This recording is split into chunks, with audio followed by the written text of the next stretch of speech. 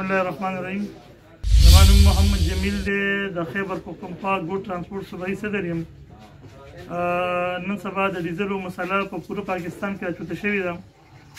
تقریبا د نوخار نه تر ټکسلا پورې بره، تیمرګره، باجوړ، منګوره، بټخیله، مردان، مومندو، پیښور، تقریبا هزاره، داسې ټول طرفونه، دا څومره طرفونه چې دا مونږ کتلي دي او دیو ټولو سبا نه په یجام هړتال اعلان کړی دی.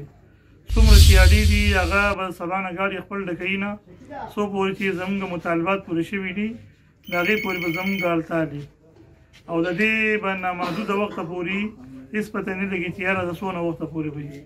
ټولو ټرانسپورټرانو ته دا درخواست دی چې د خپل عزت هم خیال وساتئ، ځکه چې سبا که نقصان وشي نو دا نقصان زموږ دی. هیڅ قسمه لوډینګ چې دی دا سبا نه پس بند دی. تاسو ټولو ته دا عاجزانه درخواست دی چې خپل ګاډو او خپل مالونو حفاظت وکړئ.